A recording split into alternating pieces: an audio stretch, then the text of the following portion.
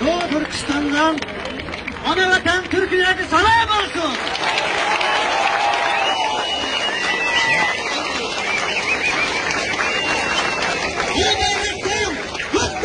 Selam olsun. Selam. Burası benim güzel İstanbul kanıtı. İstanbul'u fethi eden komutan, ne güzel komutan demiş Peygamber Efendimiz.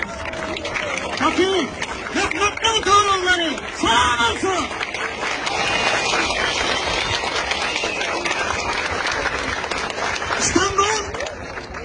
Fatih Sultan Mehmet'ten tüm İstanbul halkıya, tüm Türkiye'ye emanettir.